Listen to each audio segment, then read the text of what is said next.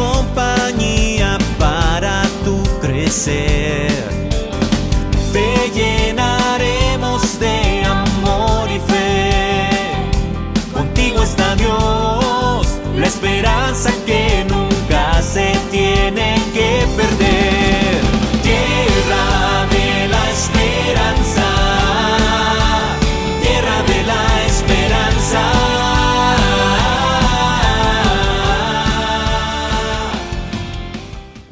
Al comenzar un nuevo año, nosotros nos sentimos como el pueblo de Israel, cuando aquel enorme gigante Goliat los desafiaba y nadie se atrevía a enfrentarse a él, y estaban temblando, y los llamaba cobardes, y nadie salía al paso. Hasta que un jovencito llamado David se presenta.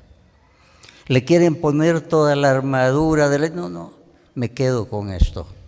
Tomó 5 piedras, su honda, y se dirigió allá.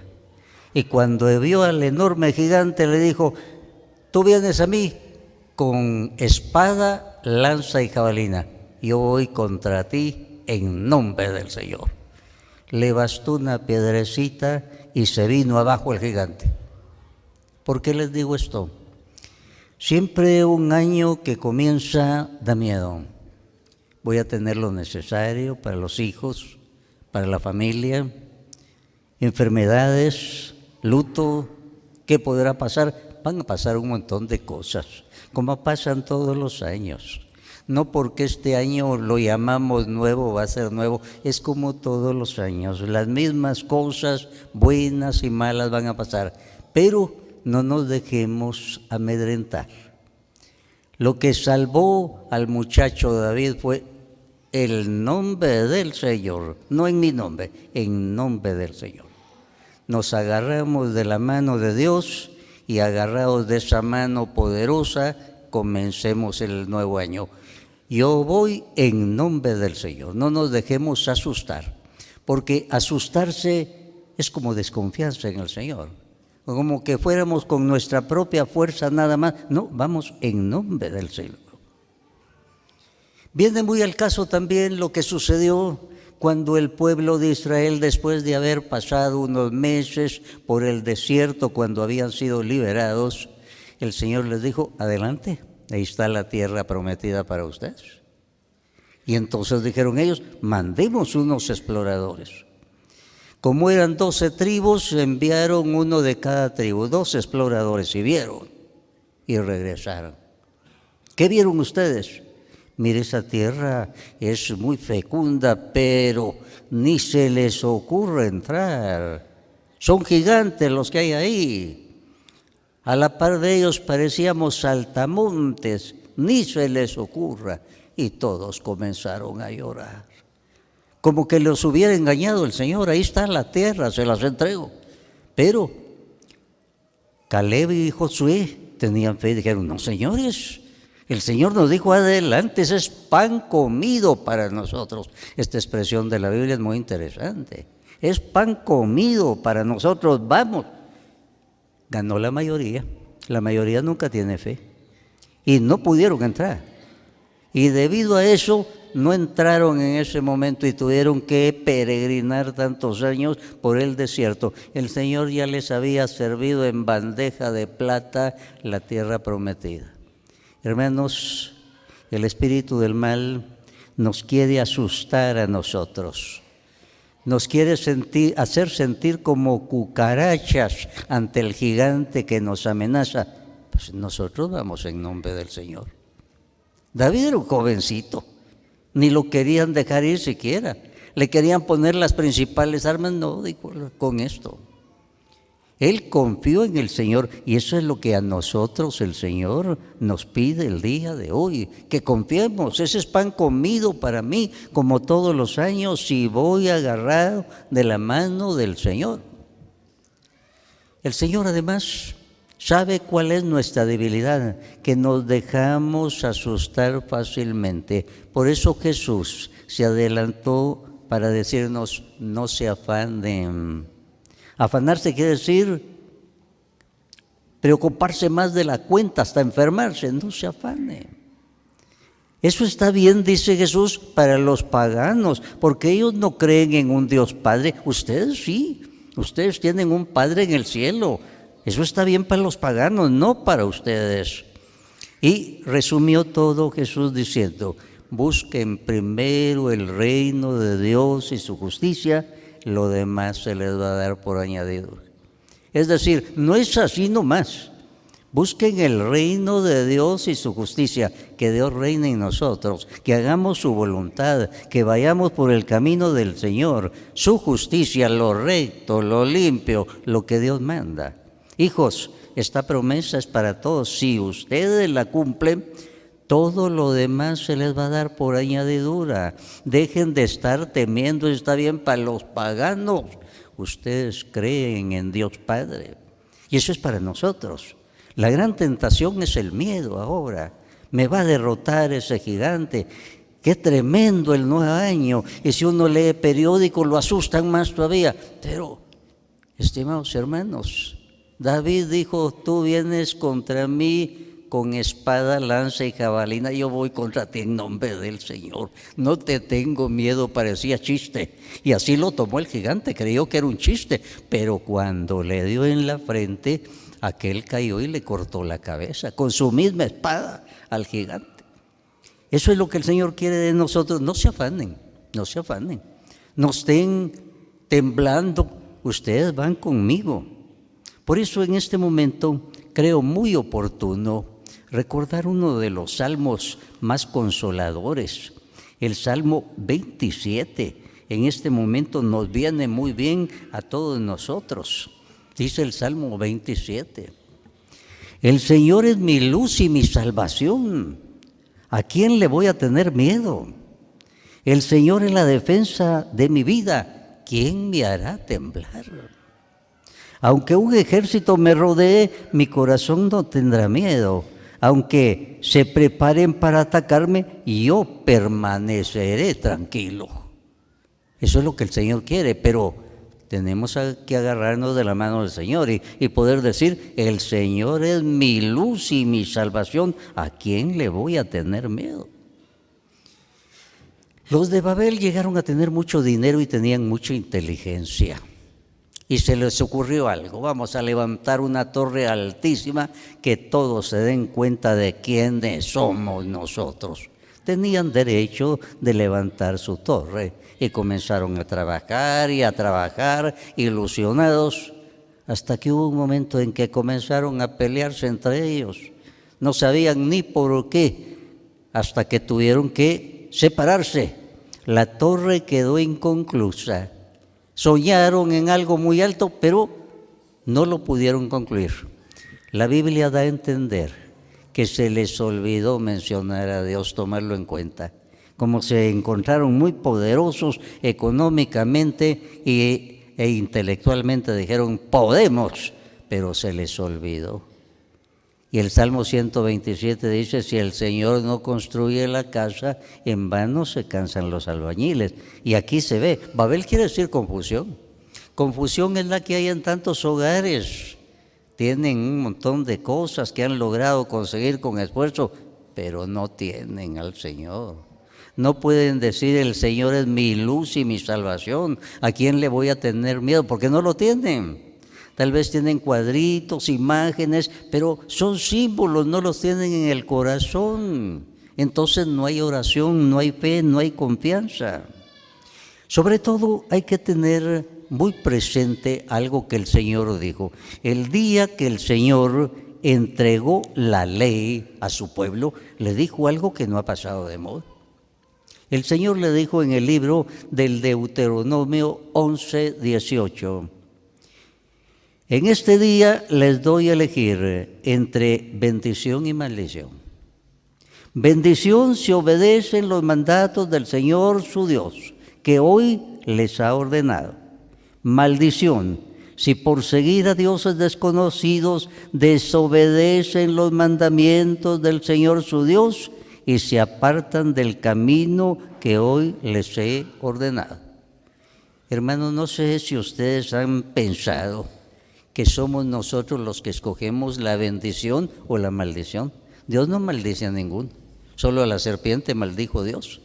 La serpiente es el diablo, pero lo demás somos nosotros. Hijos, aquí está el camino de la bendición, aquí estoy yo, aquí los bendigo, aquí hay vida. Hijos, no vayan por allá, ahí está la maldición, ahí hay desgracia, ahí hay muerte, y es lo que nos dice el Señor. Y al comenzar un nuevo año, eso es lo que nos dice: hijos, ¿quieres ser feliz? Aquí está el camino.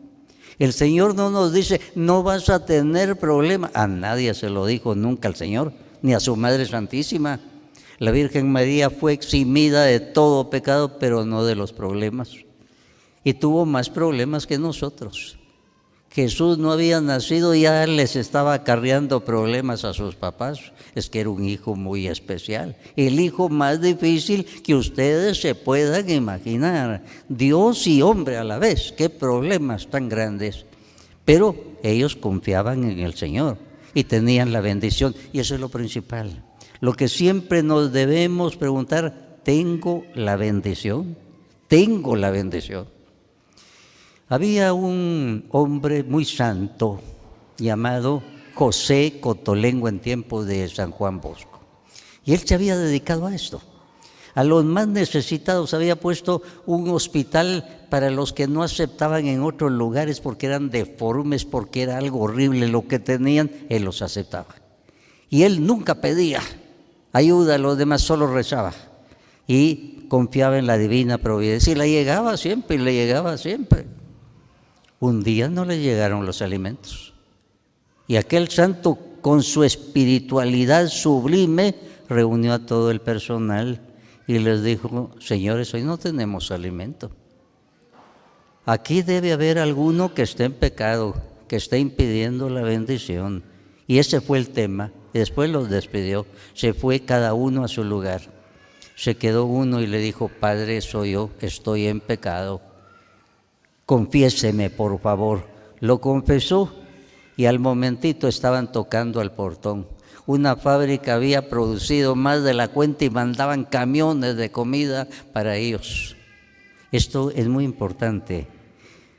Deuteronomio 11:28, el día de hoy les doy bendición o maldición, aquí les entrego. Bendición si van por mi camino, maldición si ustedes escogen ir por el camino de la maldición. Yo quiero que vayan por mi camino, el de la bendición. Y eso es muy importante, estimados hermanos. Uno no puede ser feliz si no tiene la bendición de Dios.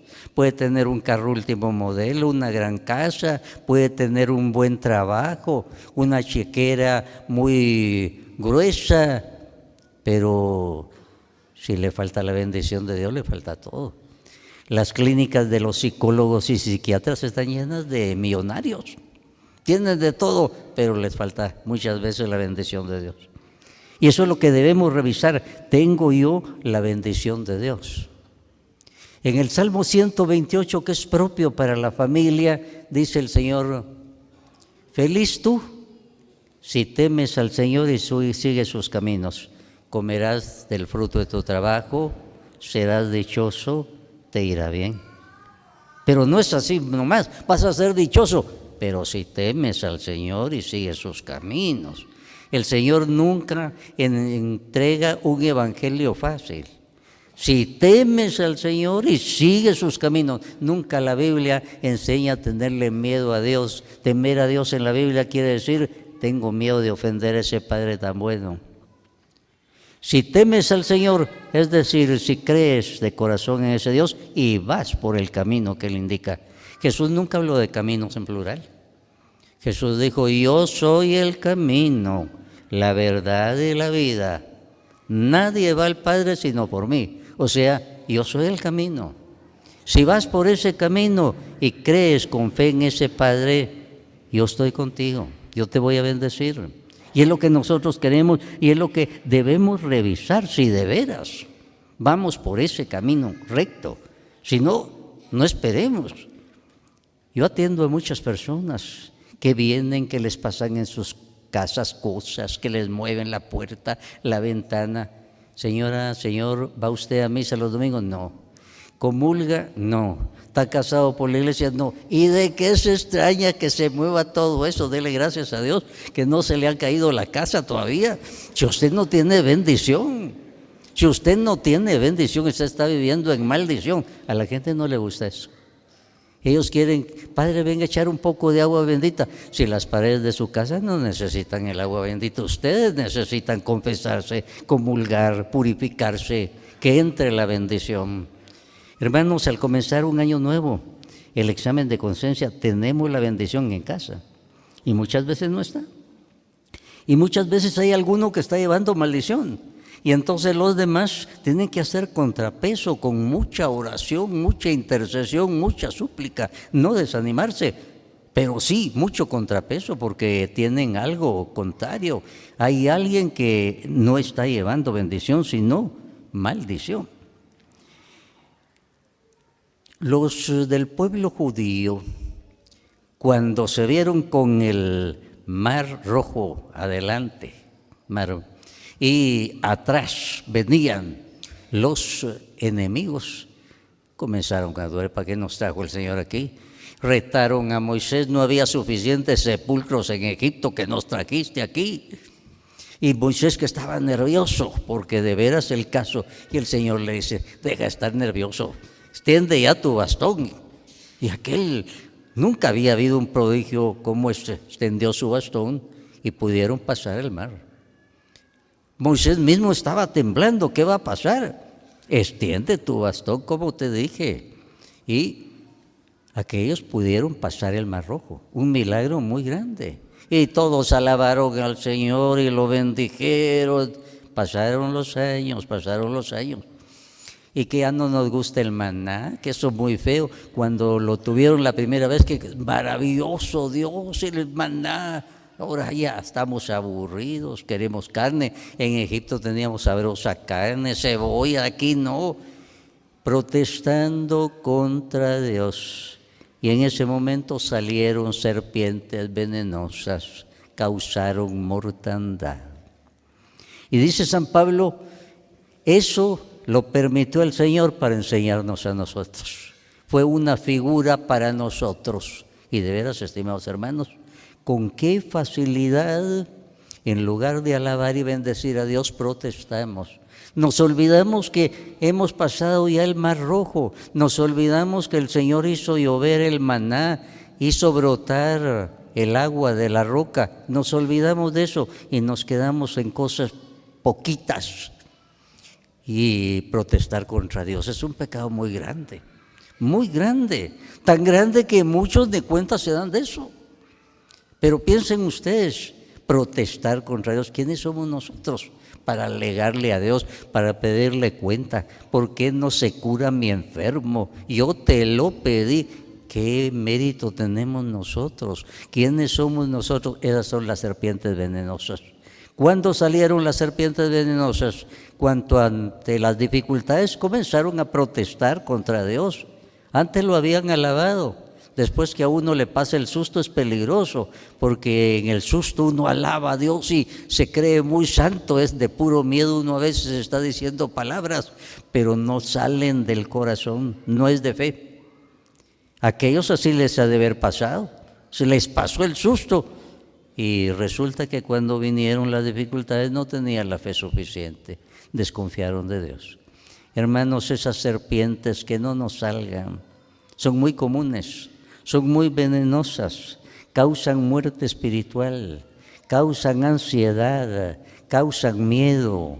Y el Señor nos dice, no, no se aflijan ustedes, eso está bien para los paganos que no creen que en el cielo hay un Padre, ustedes sí lo creen, eso no es para ustedes.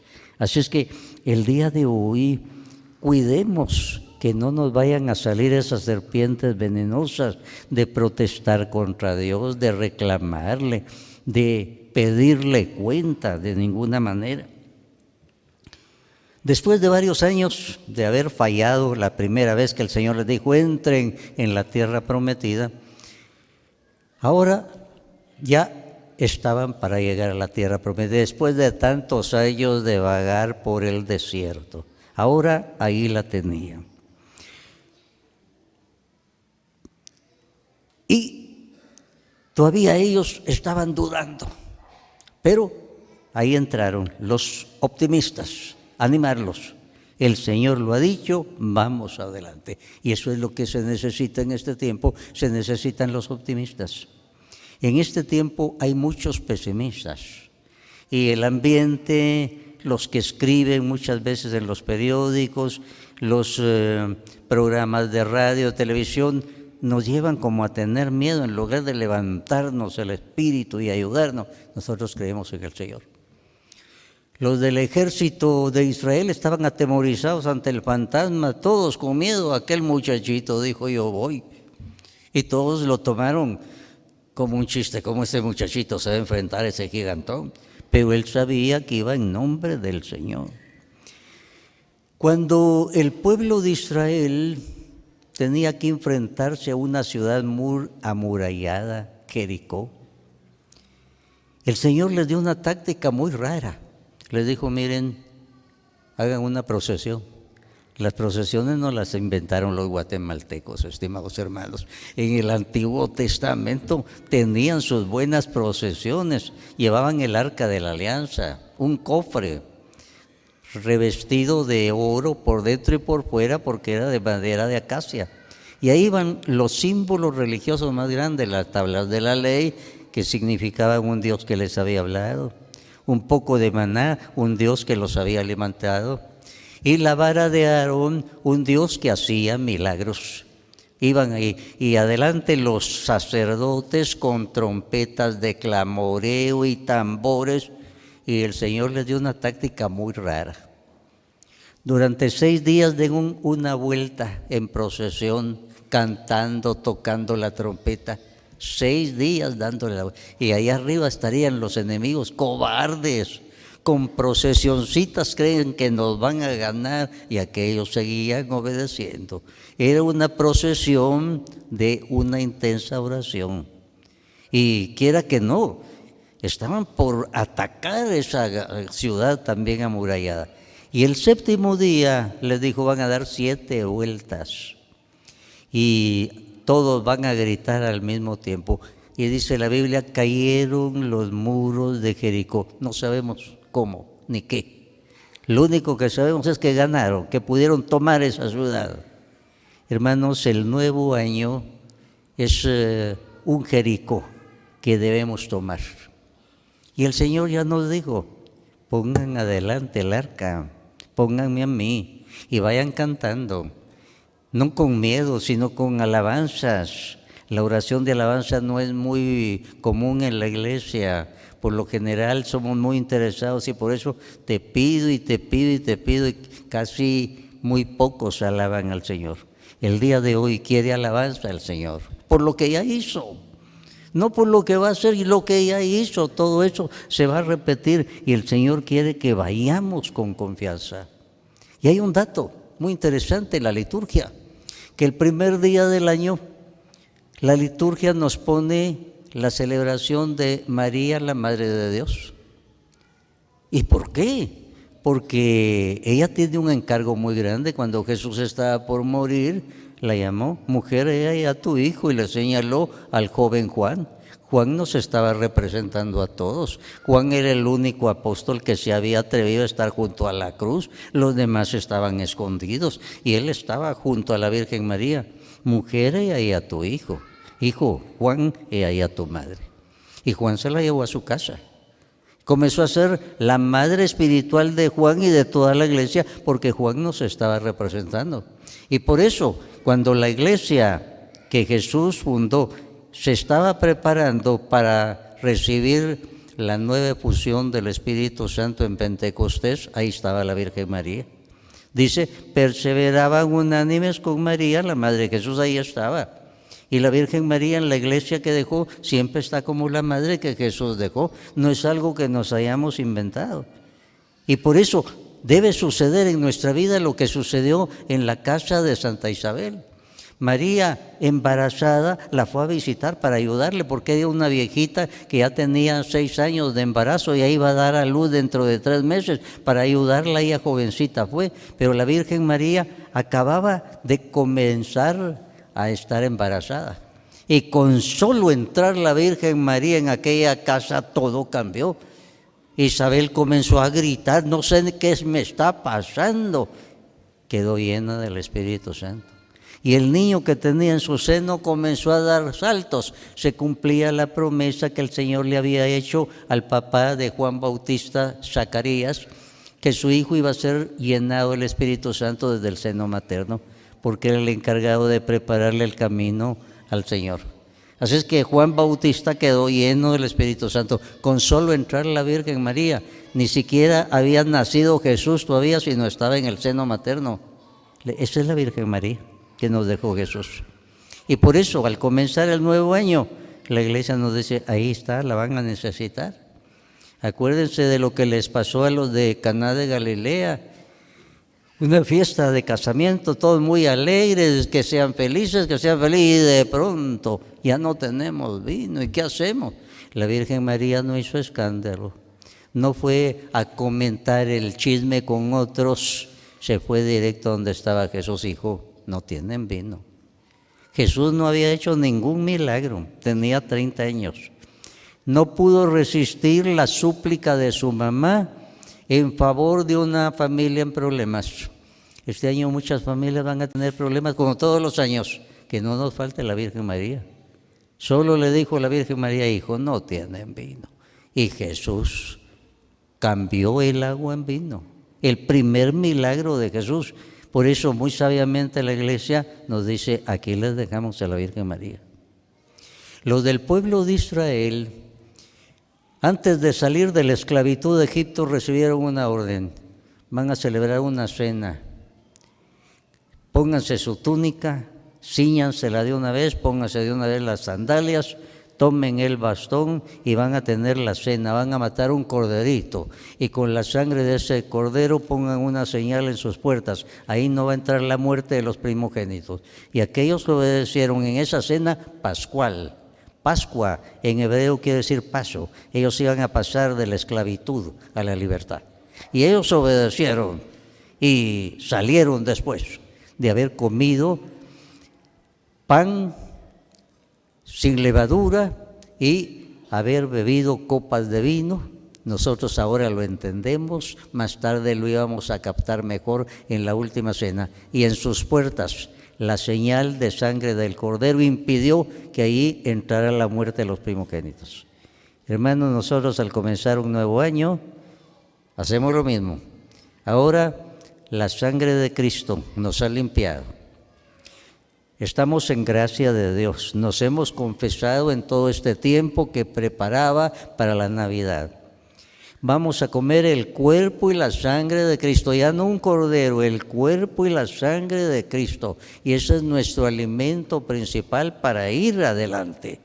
Por eso, el día de hoy, nosotros sintámonos marcados por la sangre de Cristo. Estamos salvados, perdonados. Y sintámonos alimentados con el cuerpo y la sangre de Cristo. Cuando ellos iban a salir de la esclavitud de Egipto a la libertad, el Señor les pidió una cena pascual. Cuando los apóstoles se preparaban para el misterio de la muerte y resurrección del Señor, Él les dio una cena. Pero ahora les dijo, este es mi cuerpo, que va a ser entregado a muerte por ustedes, coman. Esta es mi sangre que va a ser derramada por de la nueva alianza, que va a ser derramada por el perdón de ustedes. Coman, beban. Y una orden, hagan esto en memoria mía. Les dio una orden, los ordenó sacerdotes. Hermanos, nosotros ahora que nos disponemos a salir hacia el año nuevo, el Señor nos dice, este es mi cuerpo, esta es mi sangre. Coman y beban. Por eso, estimados hermanos, agarrados de la mano de la Virgen María, y con la orden de Jesús de comer su cuerpo y su sangre, no tengamos miedo.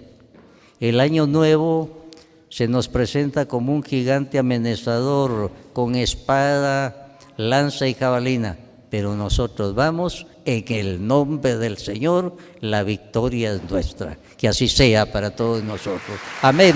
Aleluya. Te llenaremos de amor y fe. Contigo está Dios, la esperanza que nunca se tiene que perder.